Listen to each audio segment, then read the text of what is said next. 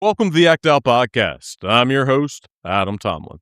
Today's guest is former congressional candidate and all-around political knowledge badass, Lisa Vedernikova Khanna.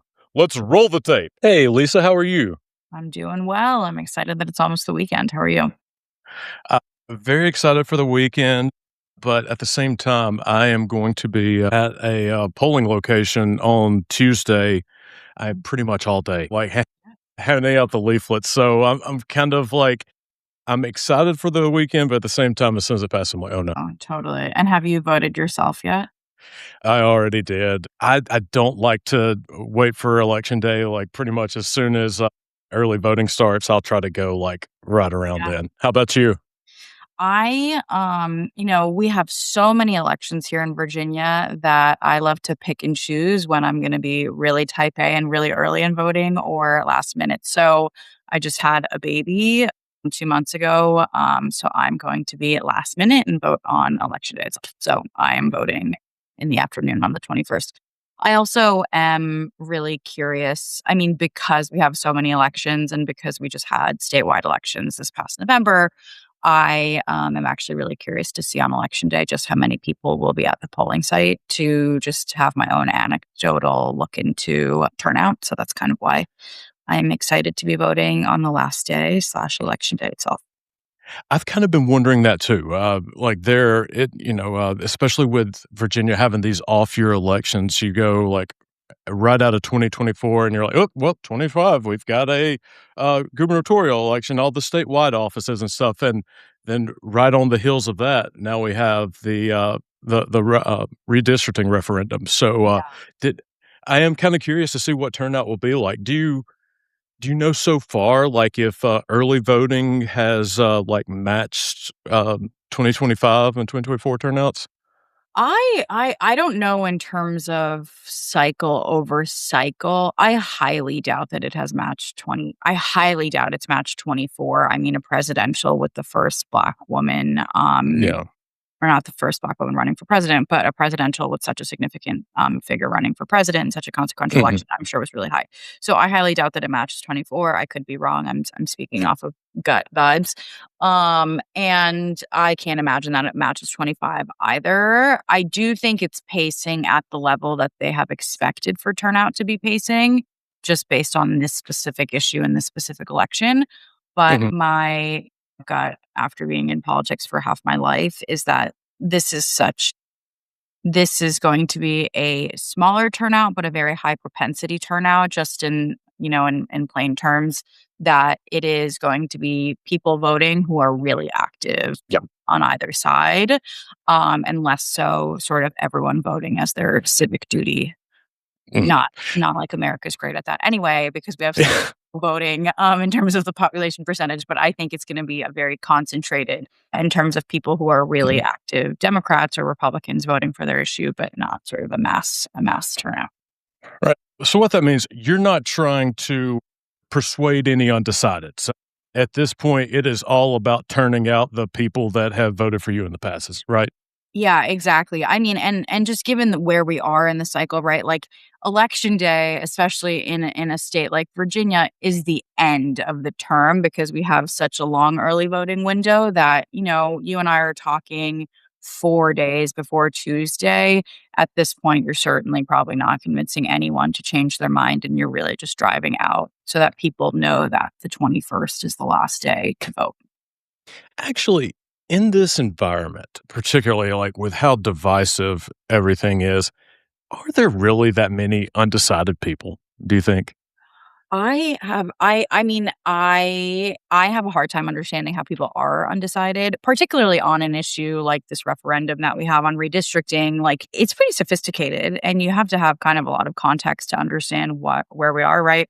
We are even having this conversation of redistricting in Virginia because of what Republicans did in Texas. So it's kind of a long tail that starts well beyond Virginia. So I'm not sure who is undecided, though I bet there are people who are undecided on an issue like this one because it is more sophisticated and because it doesn't have that cult of personality so much because it is an issue. When we are in presidential election years in particular, I do not understand how people are undecided because the candidates couldn't be more different from one another in terms of their views. But there are there are people who are undecided, and I think there are people who, unlike me, are not consumed hour by politics, and I get that. My parents are Mhm. like that. They're people who are working 3 jobs and simply don't have the capacity to sort of be fixated on every single personality flaw or policy flaw, in a candidate. So I do understand it. I would never be undecided myself, but I do kind of Mhm. empathize with people who don't have the capacity to figure it out until pretty late in the cycle. What got you into politics? Oh man. So I got into politics when I was 15. So a very long time ago. And what got me into politics is, I grew up the daughter of an undocumented immigrant. I grew up on Medicaid. I grew up on Eventually, I went to college on Pell Grants. I grew up a product of public schools. So, a lot of government programs was very Mhm. much a reality of my day to day life. I didn't have this exact vernacular to talk about it when I was a kid, of course, but I sort of understood that politics affected my life at a very early age, Mhm. particularly because my mom was undocumented. And, ICE was obviously already in the picture. ICE was established after 9/11.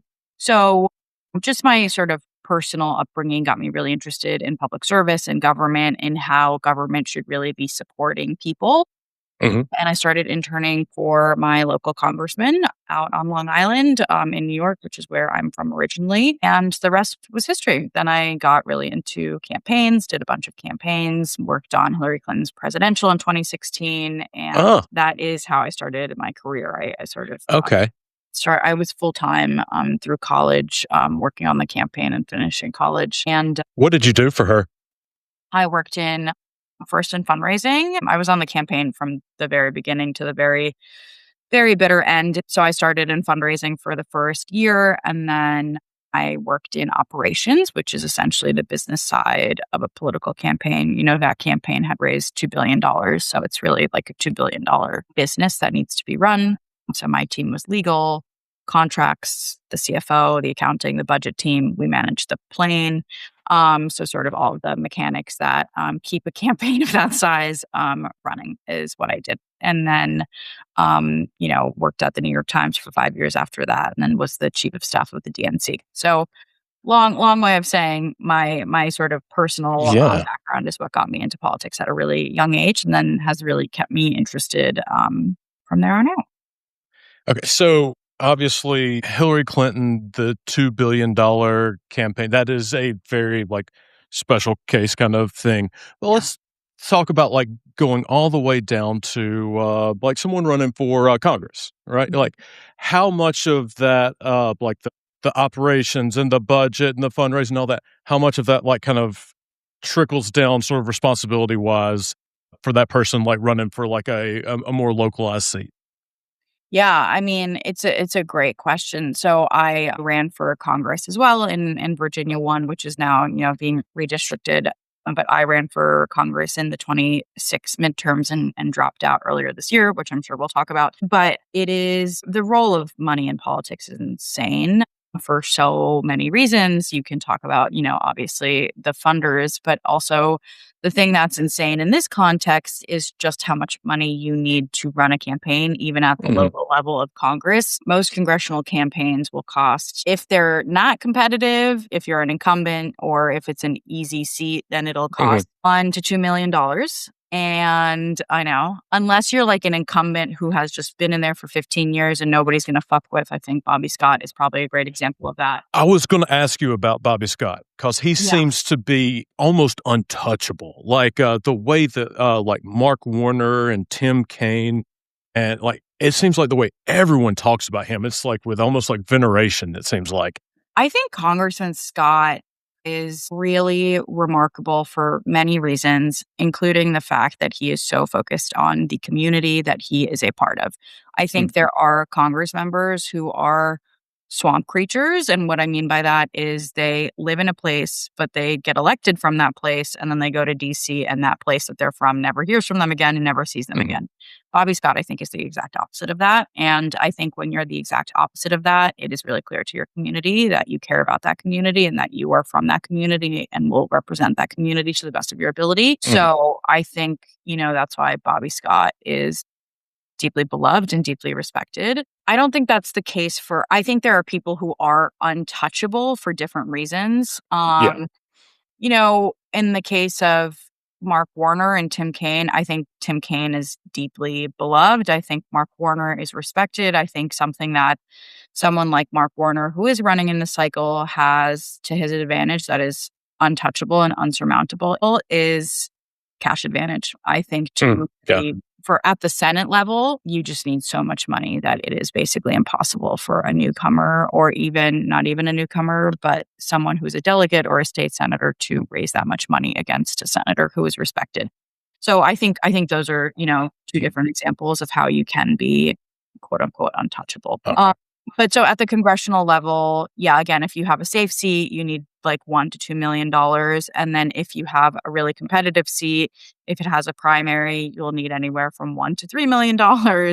And if it doesn't, and then for the general, depending on how competitive it is, you need millions more. So you can end up spending $3 million legally on a House race for U.S. House. And that is gnarly. Like it is just so gnarly for so many reasons. One reason that it's gnarly is candidates spend essentially all of their time fundraising while they're campaigning instead of doing things like thinking about the policies that they would want to enact while they're in that office.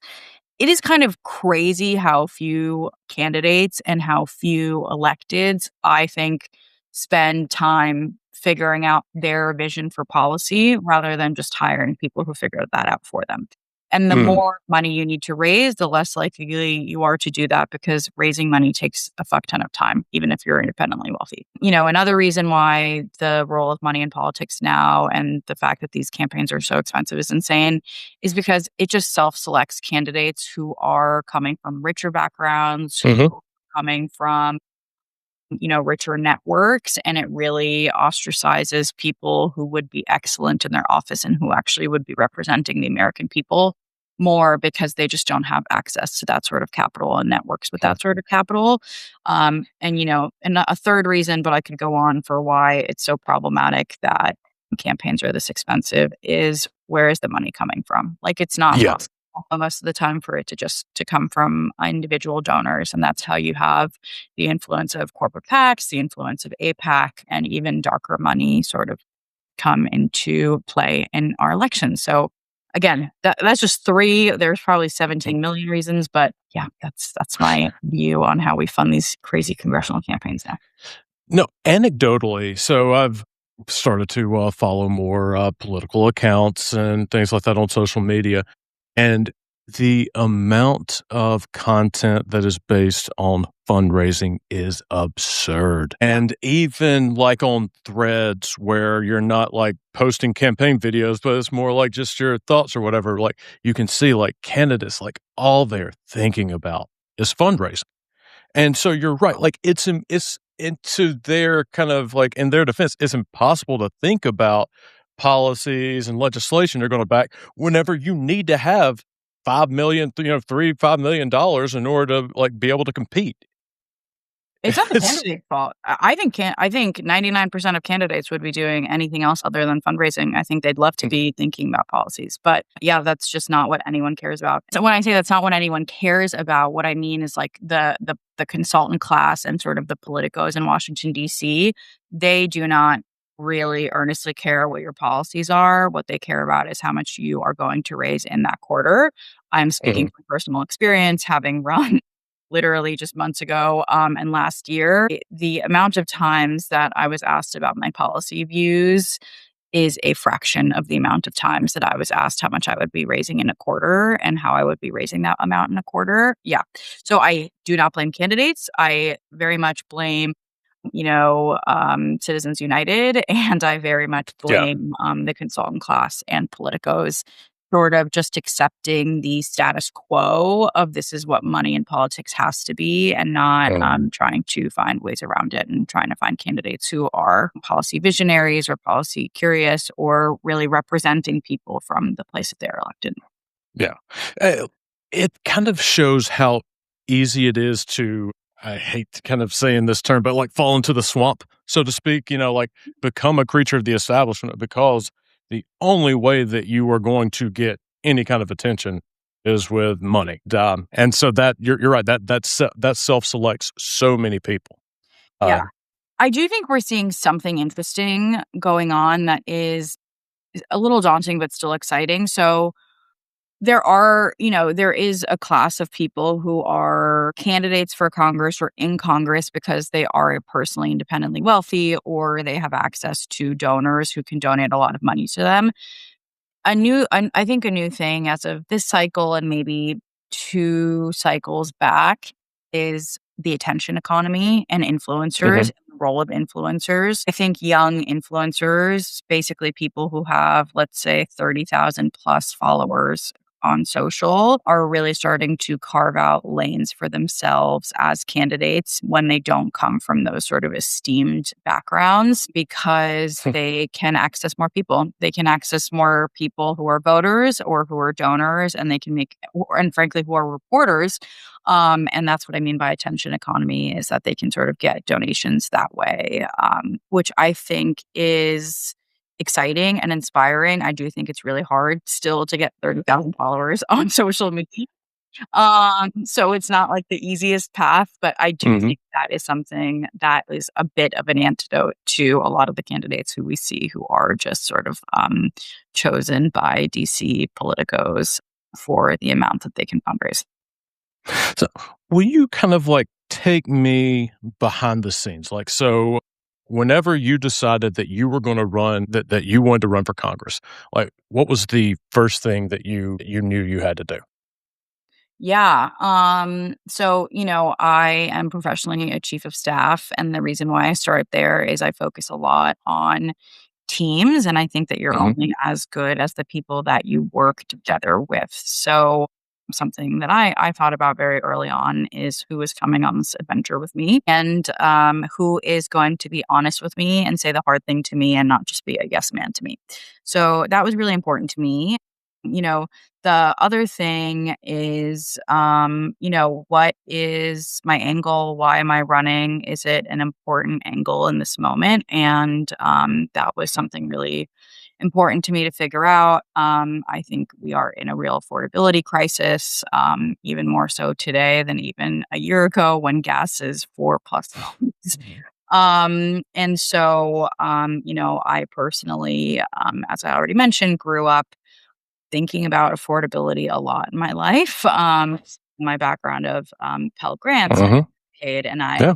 um, I hate to see us losing those really important rights that we have. So just figuring out what exactly I was bringing to the table was really important to me, and sort of what policies I could really want to push and champion if elected. And again, fundraising.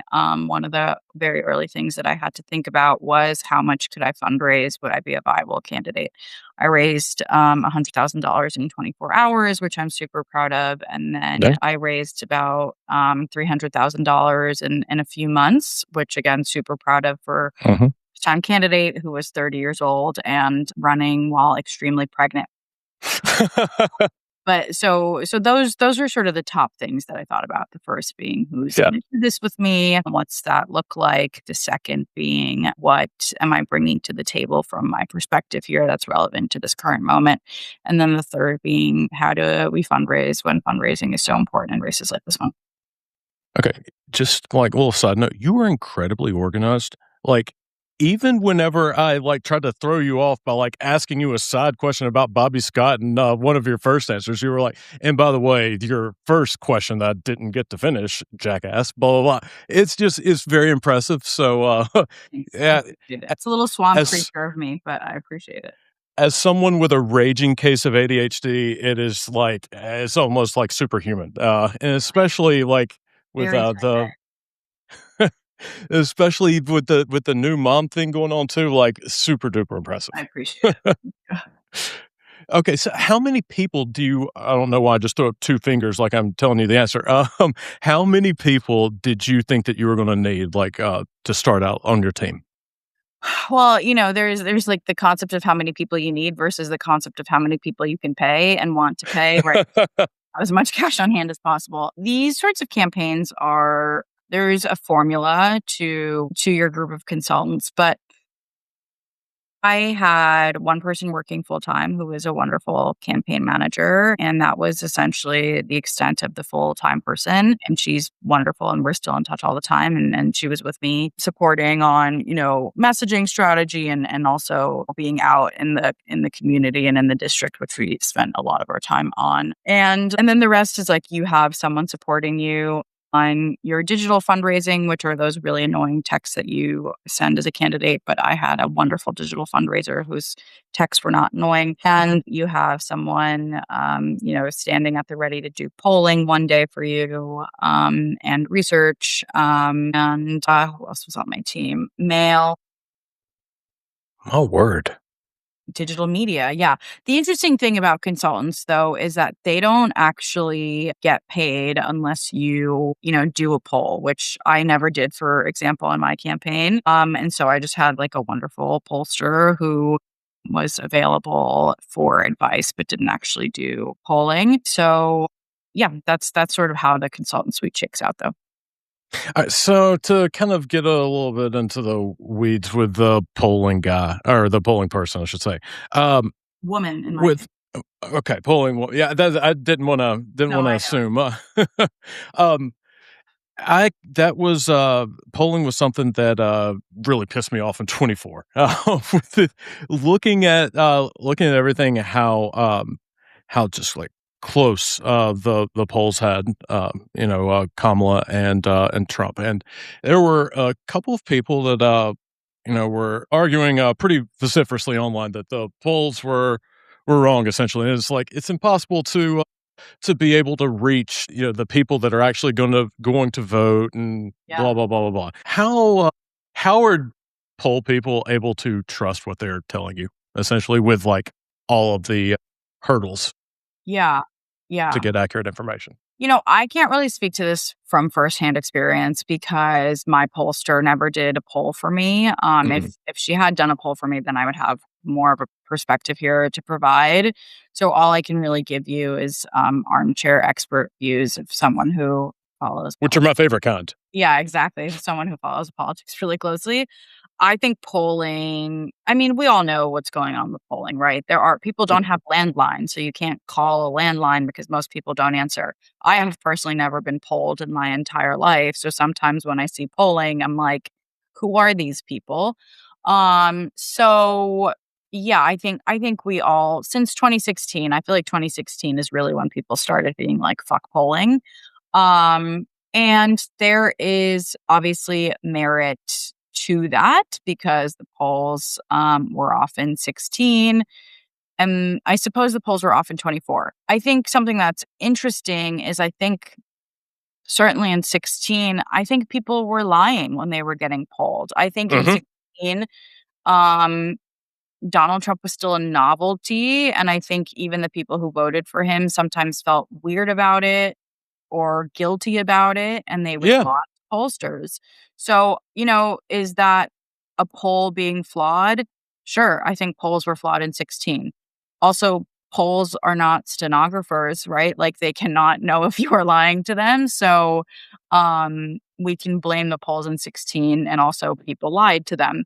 I think in 24, I don't know that the polls were as off in 24 as they were in 16. I think in 24, it was a quote unquote close election. It was just close Mhm. in every single swing state that really mattered. And it just so happens that she lost every single one of those states, but she lost it closely. Yeah.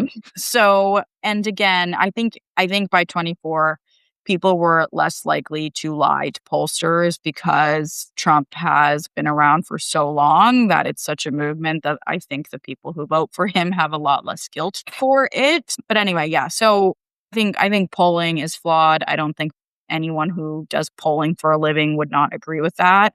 I Mhm. think people are complicated. I think our politics have changed so much in the cult of Trump and MAGA-ism. So I don't know where else to take that other than it all is not perfect. And it Yeah. is an art, not a science, even though it really tries to be a science. People are not a science, right? And it's trying to Yeah. science messiness of humans. Well, and not only that, but let's see, like our 250-year history or something, it's not like we've had so many presidential elections that Yeah. we can, like, accurately have statistics that are going to be able to, like, Yeah. point you in the direction of every single scenario we have. Yeah. Yeah, and politics is just it's so human. It's so messy. Like, we were talking about undecided voters, and it's like, do I personally feel like I would ever be undecided? No, but it's because, as I've said like 7 times, I'm incredibly type A. That's just not my personality type. Like, it's just not, right? And so there are people, though, who voted for Trump in 16, for Biden in 20, for Trump in 24, and who will probably vote for a Democrat in 28 because they're going to be so sick of what happened, right? And is that an undecided voter? Maybe not, but they're a flip flopper, and that used to be unheard of too. So we're just seeing such a fundamental shift of so many kinds Mhm. happen in front of our eyes across the last like decade to the next decade that yeah, polling is broken, but it's just like a manic changing of what's going on in front of us politically. 24 confused the shit out of me. Sure. But it really, like, it flew in the face of everything that I thought I knew about politics, like, looking around, live in, Virginia now, but, I I'm from Georgia. We Yeah. drove down to, Georgia quite a few times during the 2024, campaign season, Yep. and we had to go through South Carolina, North Carolina, rural parts of Georgia, like, these areas that were, like, heart of MAGA country where in 2016 and 2020, if you go through, there are, like, Trump signs everywhere. In 24, there were not hardly any. You would see, like, a few smattering. You wouldn't see any Kamala signs, but you certainly would not be seeing nearly the number of Trump signs. Yeah. Um, and then looking at rallies, Kamala's were, uh, overfilled. Yeah, Yeah, at I can't wait to capacity. roll with them. Yeah. There was the energy, and then Donald Trump's he was, like, going out to a, pro wrestler's theme music that was about a dead man, like, with, like, hardly anyone there.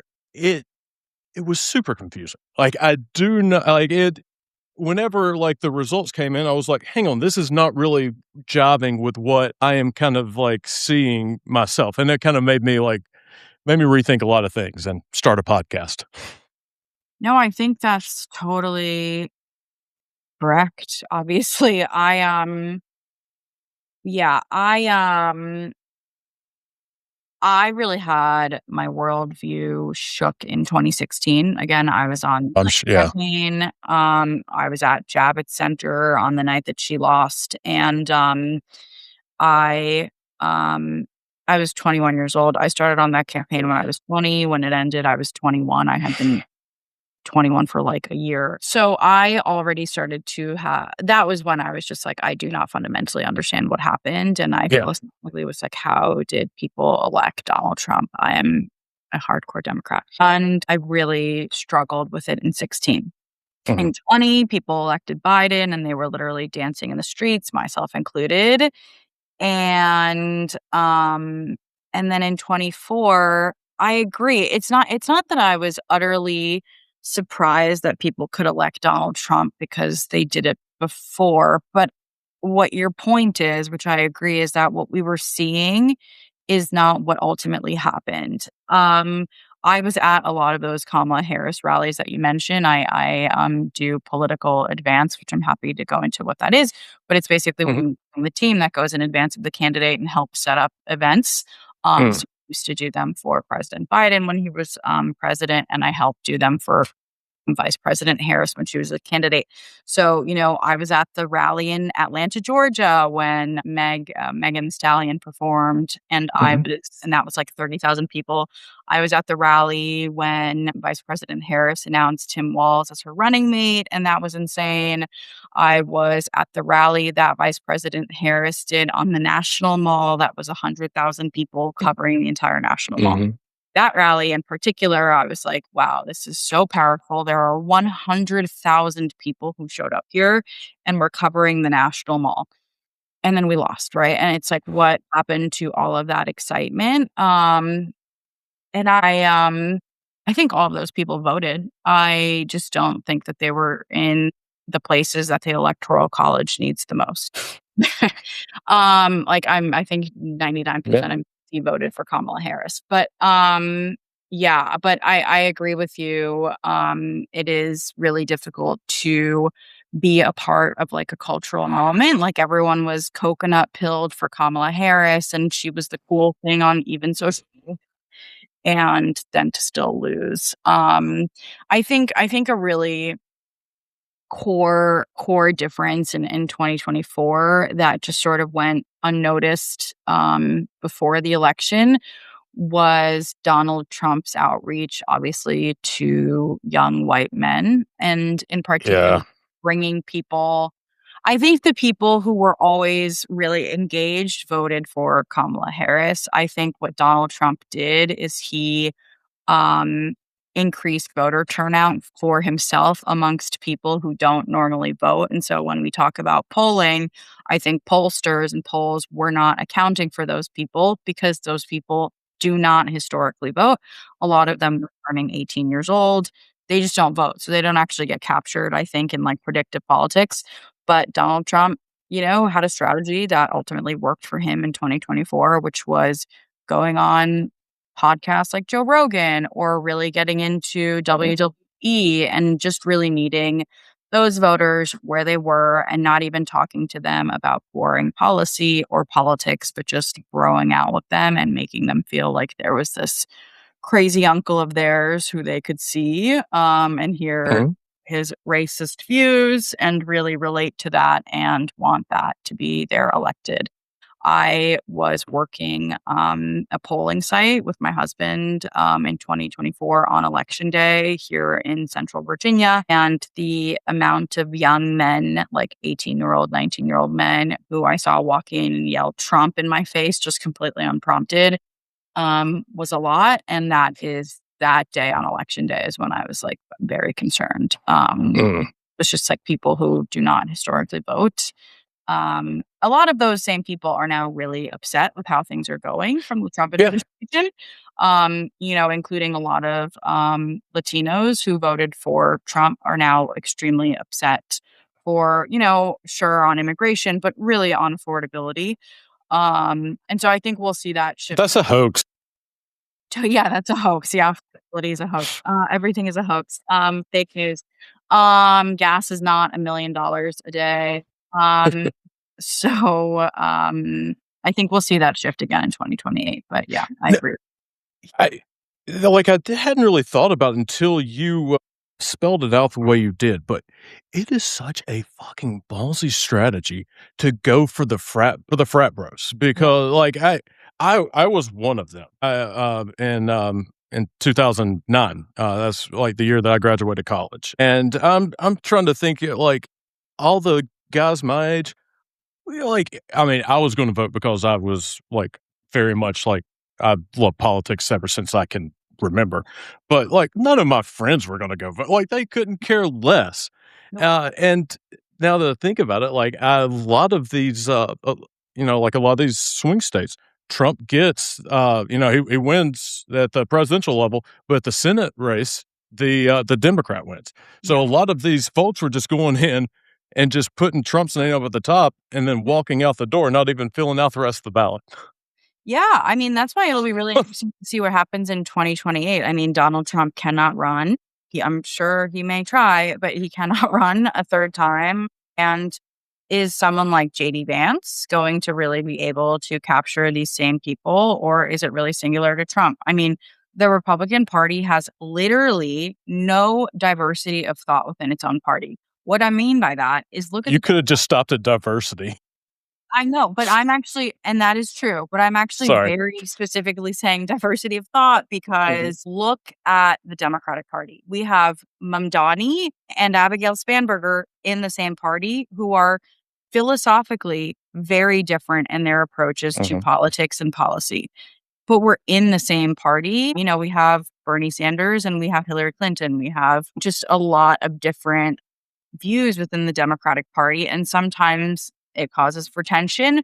But certainly at the end of the day, it causes for a hell of a lot more vision for policy.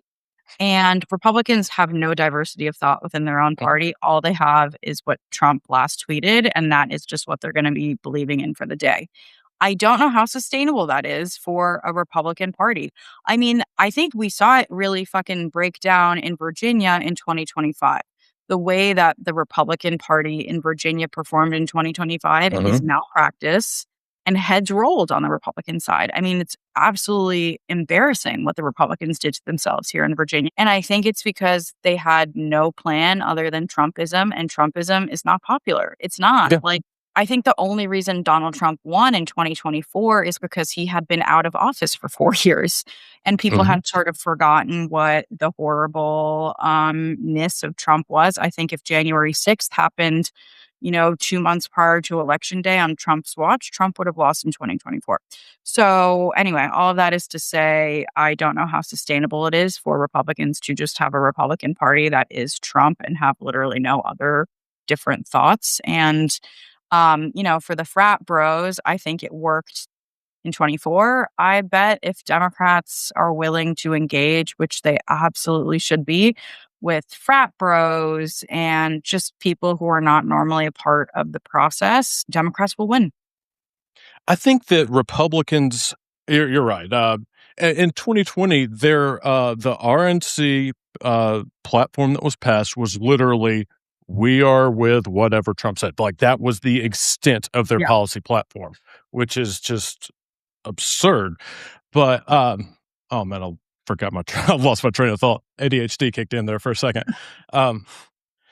But yeah, you're right. Frat bros. I don't think that that anyone outside of Trump has the personality, because it is a cult of personality. JD Vance definitely is not it. Like, I'm not saying that the guy had sex with a couch, but if you get a rumor started about you that, you had sexual relations with a love seat, and people are like, this may check out, there is something wrong with you. Fundamentally, something wrong with you. JD Vance is a complicated one to me. I agree with you. I will say I really underestimated JD Vance in 2024. I had a very long conversation with someone about how I just thought JD Vance was going to completely drag down Trump.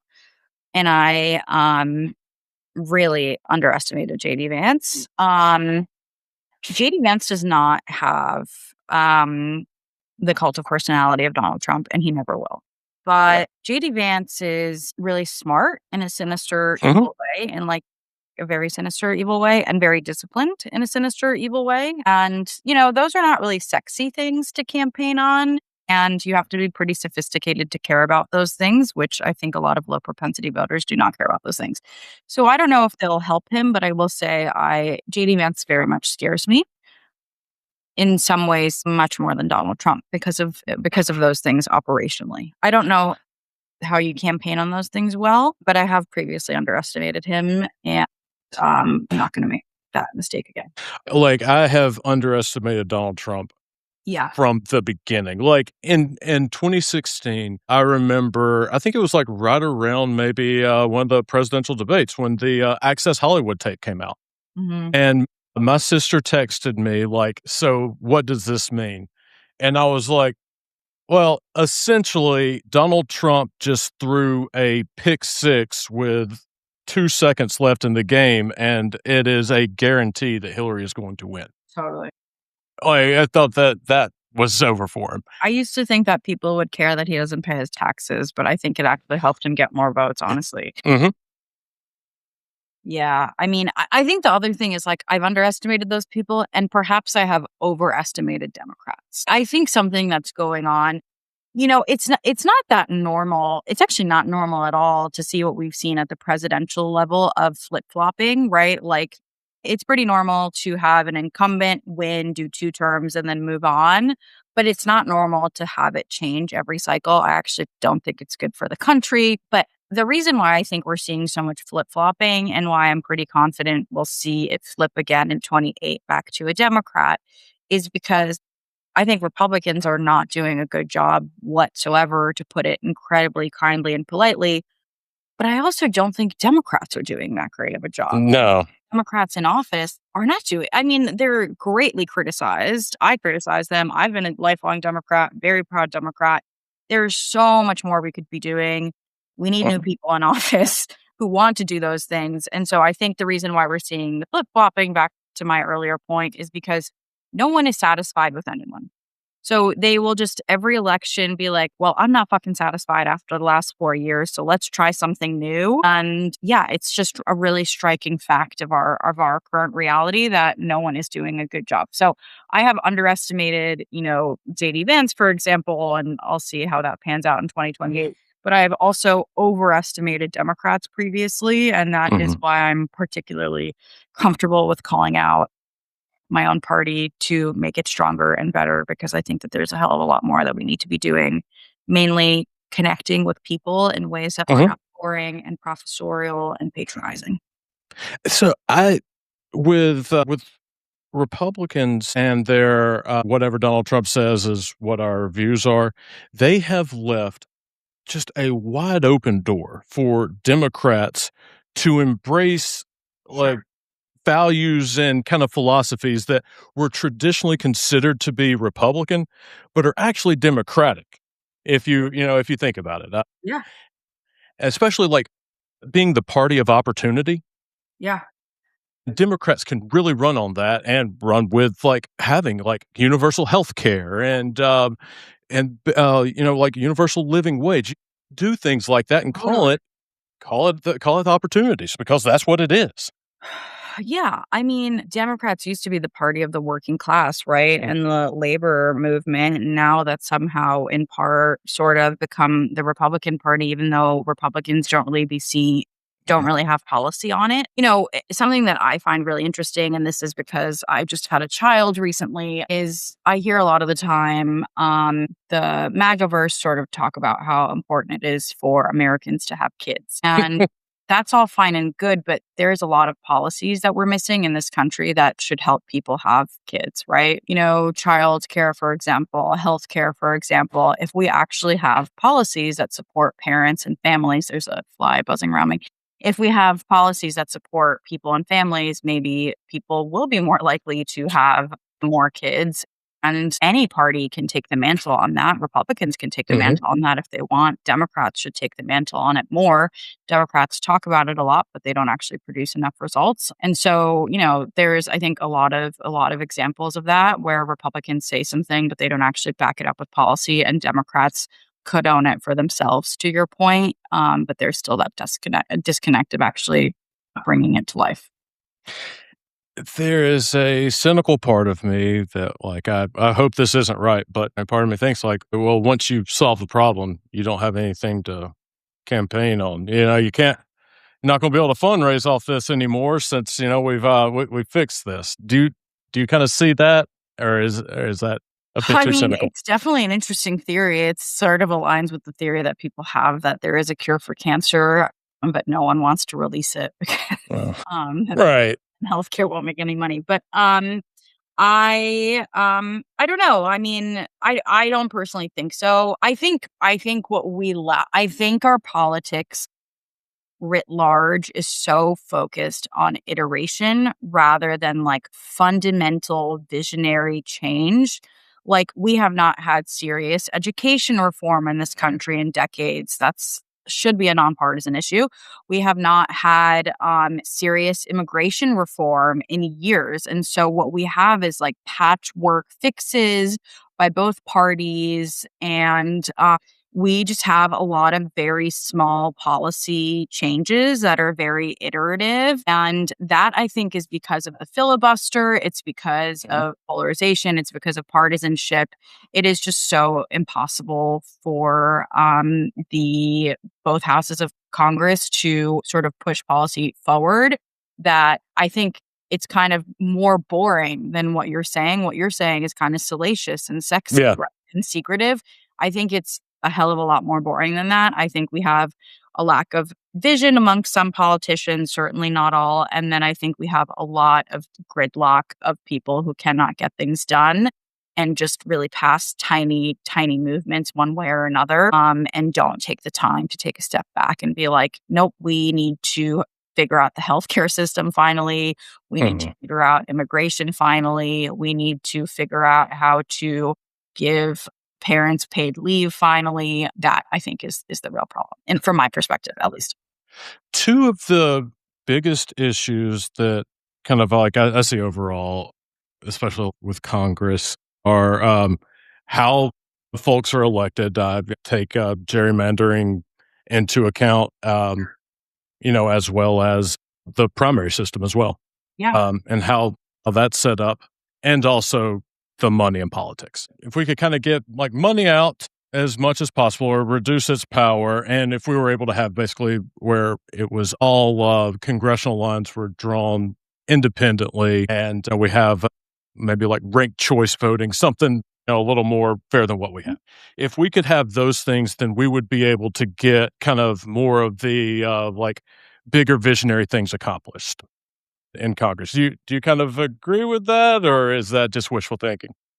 No, I agree with that. I mean, I think we should abolish the filibuster. I think that would help us get things done in Congress.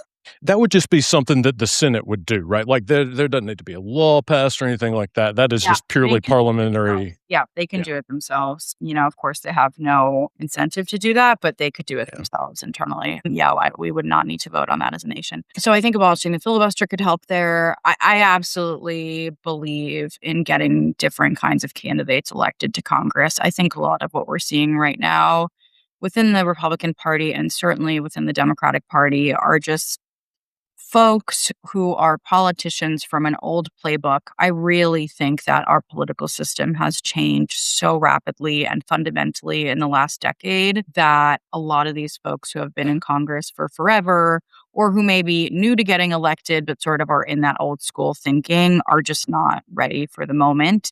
And so I think getting new people into office, and I think that requires changing the role of money in politics. I also think it requires voters to understand that in a lot of these races, including the race that I was running in, even if you have a primary, the candidate is chosen for you. Voters are not really choosing candidates. A lot of these races have handpicked candidates by people who work in Washington, D.C. Yeah. And that is the reality, and it is incredibly unfortunate, and I think we need to change it. I think the way to change it is to de-emphasize the role of money in politics through actual policy changes. But I think that is a real fact, because then we keep electing the same kind of person to Congress and seeing absolutely no change in our policies and being really pissed off and confused. So how does that play out, like in practice, Yeah. where you have the DC consultant class handpicking candidates? Yeah. So, there are three core organizations that make up the Democratic Party at the national level. So, one is the Democratic National Committee, which is the DNC. The DNC is the lightning rod. Nobody has any idea what the DNC does, but people love to hate the DNC. What the DNC actually does is support state parties in organizing. The DNC is essentially an organizing arm of all of the parties, and it is a connective tissue between all of the state parties across the nation. The DNC, when there is a Democratic president in office, will also be the political arm of the White House. And because of that, the DNC sets the primary calendar for the presidential Democratic primaries. That is what the DNC does. Then there are two more organizations called the DTRIP, the Democratic Congressional Campaign Committee, and the Democratic Senatorial Campaign Committee, the DS and the DTRIP. The DS focuses on getting senators elected to be Democrats. That means protecting incumbent Democratic senators, or it means flipping seats. So, at the DS level, what we'll see is they get involved in a place like Maine, where we have a Republican senator in Susan Collins that the DS is trying to flip. The DS has selected their candidate in the current governor, who is Janet Mills. Uh-huh. And there's a man running against her, Graham Plattner. And it seems like the people are really vibing with Graham Plattner, but Janet Mills is the selected candidate by the DS. And so Uh-huh. what that means is the DS is helping her fundraise. The DS is helping her get endorsements, right? They're not doing anything nefarious, but it is political bullshit of involvement from a group in Washington, D.C. in an Uh-huh. election in a totally different state where they maybe have never been before. We see the Democratic Congressional Campaign Committee do the exact same thing at House level races. They did it in my race. They, selected their candidate. They even went so far as to publicly endorse this candidate in an ongoing primary, Oh. which, yes, exactly. So they will funnel money, they will host fundraisers, they'll go so far as to interview campaign managers for these people and send them staff. And so that's sort of how it works when these groups get involved for certain candidates. They are essentially picking the candidate, telling them to run, recruiting them to run, and then supporting them throughout that process, sometimes publicly, sometimes behind a curtain. In my case, I literally had D-Trip, come to me and tell me, this is our chosen candidate. If you don't get out of the way, we'll find a way to get you out of the way. And so, I mean, not in those words, the Right. words are, in my dropout statement, but that is basically how it happens in really competitive seats. I think it's not great for the Democratic Party. So that was kind of your decision to drop out was pretty much kind of like seeing the like writing on the wall, so Yeah. to speak. Yeah. That really sucks. I mean, sure, for me personally, of course, but I really fundamentally believe like that is what is stopping the Democratic Party from actually becoming what people want it to be. Mm. Because we keep having these folks hand select candidates for, places that they have never been to and just selecting people who have done business as usual. And I think we need less business as usual and more, change and movement. And I don't think that these groups are really thinking about it that way. I think that they're pretty risk averse, frankly. And Mhm. we don't need risk aversion right now because we are in a psychotic time for our country that needs change. Absolutely. We were talking about this earlier, and I was going to say something and kind of forgot about it. We were with Kamala being like the cool thing and like the coconut field and all that. Yeah. I thought one thing that was extremely effective was calling Trump and JD Vance weird. Yeah. Uh, Tim Walz did that. Totally. that got under that got under Republican skin. Like that was really gaining traction, and then all of a sudden it just completely disappeared. And like I remember reading stories at the time, but then apparently like the consulting class was saying, "Hey, you need to drop that because it's gonna like move up, like it's gonna like turn off, like middle of the road voters." Yeah. And so I've kind of long. I was about to say I've long been I've long disdained the consulting class, but at the same time, consulting class is such a easily demonized group. Totally agree. Totally agree. Yeah. I mean, consultants are human beings, obviously. And, I have had great consultants. Like, I've worked with really smart consultants. Here's what I think the problem is consultants are Mhm. people, and everyone has advice, especially when you're running a campaign. Everyone has advice, whether it's people you pay or whether it's people you meet in the line at the supermarket who have opinions on how you should eventually vote. Everyone has advice for you. Like, I promise you that. I have advice for everyone too myself. I don't blame people. That's just how we think. What I think the problem is we have a lot of candidates and a lot of electeds who do not spend the time to have their own conviction and to have their own perspective. Because if you have your own conviction and you have your own perspective, if someone gives you their advice, whether it's solicited or unsolicited, you can choose to let it go in one ear out the other. You can choose to think about it and Mhm. reflect on it and then still make your own decision. What I see from a lot of candidates who do not have conviction and perspective is they end up being like, okay, well, the polling today says this. And so because you can poll also on messaging, it's not just for Mhm. elections, you can pull on something like the weird thing.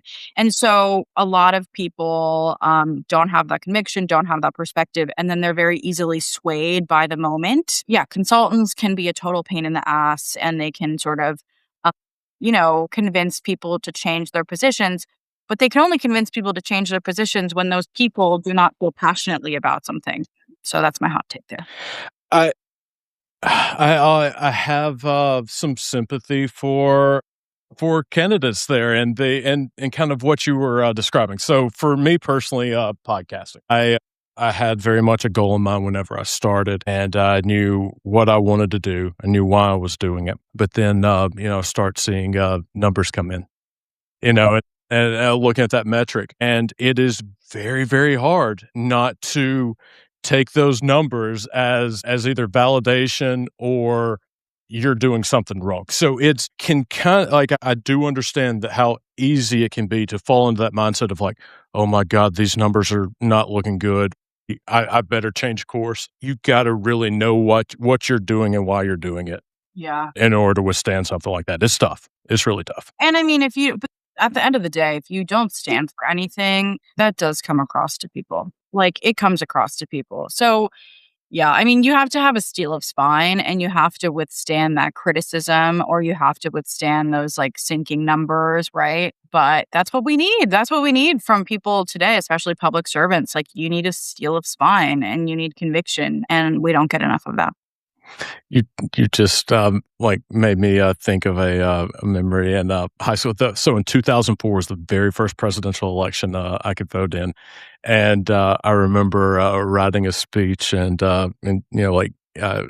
being able to give it, and one of the lines in that was, and it was very pro George W. Bush too, by the way, but it was, "If you don't stand for something, you'll fall for anything," and John Kerry's gonna fall.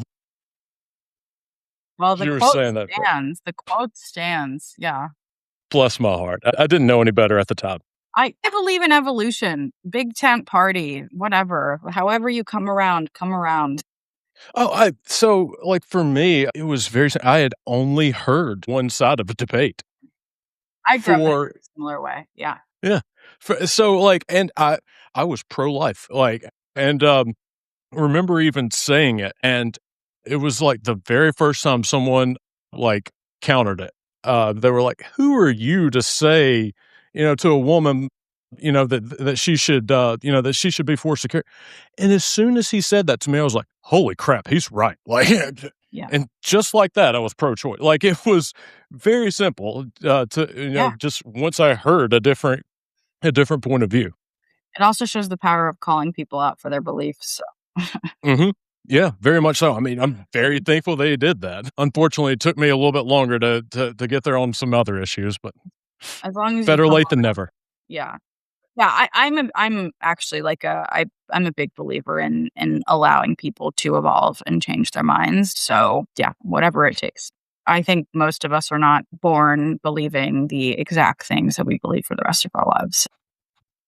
S Even though, you're not, officially running for, a seat anymore, that, doesn't mean that you're not gonna be making an impact, some way. So what do you want to do, in this, like, meantime while you're not running for office Yeah. to be able to affect some change? Yeah, it's a great question. Yeah, I think when some people lose or drop out, they like disappear from politics because they're so heartbroken. I could never.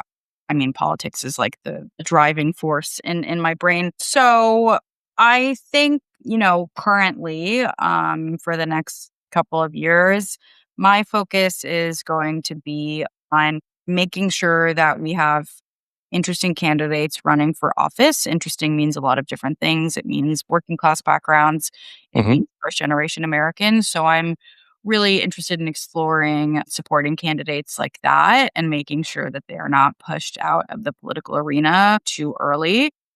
So that's something that's really interesting to me. And then the second thing that I think is really important that I am spending time on is making sure that the Democratic Party is approachable and Mhm. not patronizing and cool, frankly cool. I think the Democratic Party can be stodgy or boring or professorial or patronizing, as I already mentioned.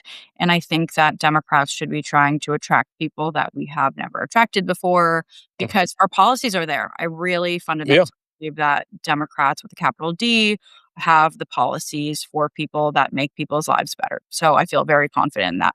I feel less confident that we have great strategies in connecting that reality to people. Mhm. And so, I'm just one person, but I am really focused on even just through social media, making it clear that Democrats are fun and cool and normal people and not just professors. No, that goes a very, very long way. In group, out group bias are very, very, very strong things. And so once that you can humanize yourself Mhm. and all of a sudden it's not like a crazy liberal with purple hair living up in New York that thinks that she's better than me or whatever. It's that's Lisa. Yeah, no, I remember her. Like she's in Central Virginia.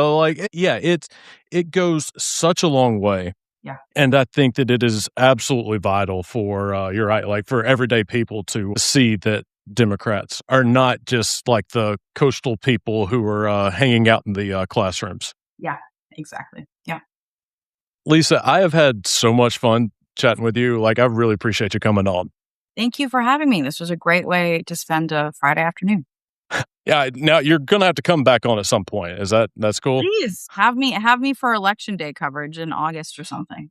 Yeah, okay. We'll definitely definitely do that. Where if yeah, we'll chat about it after. But yeah, Lisa, thank you so much. I appreciate you acting out with me. Great. Thank you for having me.